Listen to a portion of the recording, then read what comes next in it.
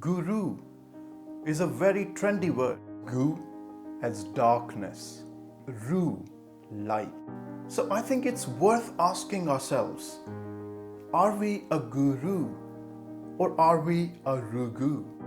Are people happier when we walk into the room or when we walk out of the room?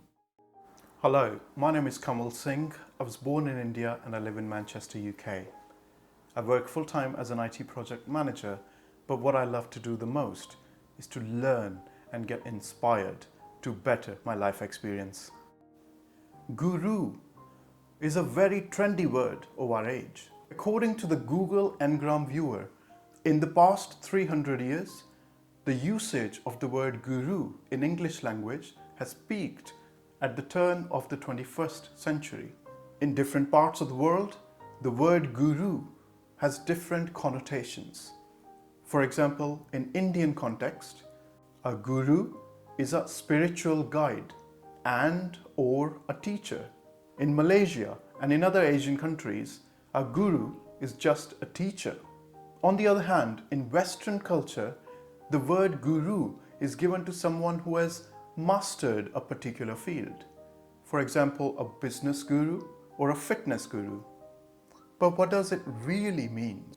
A traditional etymology of the word guru, based on the Advaya Taraka Upanishad, which is an ancient Sanskrit text, describes the syllables gu as darkness and ru as destroyer, or the one who dispels or destroys darkness.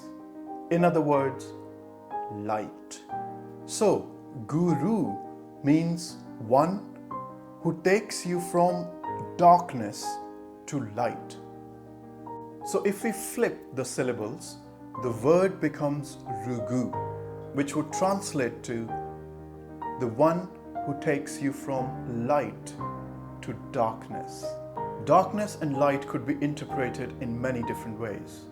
For the argument's sake, let's define them on the scale of pleasantness. So light would mean a pleasant state and darkness would mean an unpleasant state.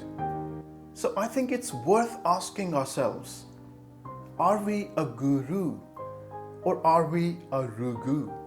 Are we somebody who turns people, situations and circumstances from darkness to light?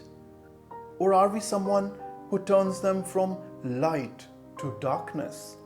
Questions we might ask ourselves.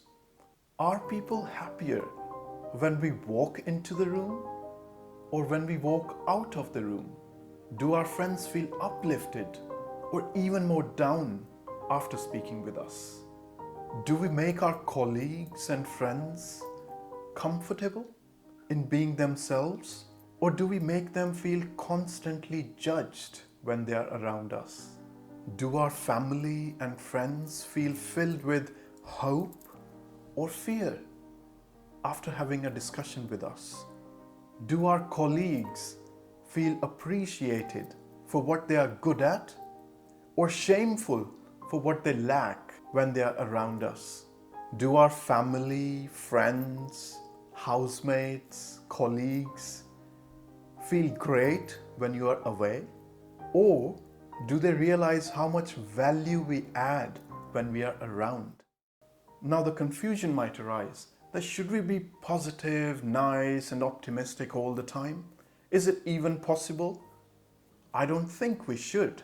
It would be naive of us to be blindly encouraging the wrong habits and behaviors in us or in others. There are situations we rather be direct and critical of others because criticism stems growth in us. But you are smart and you know what I'm talking about.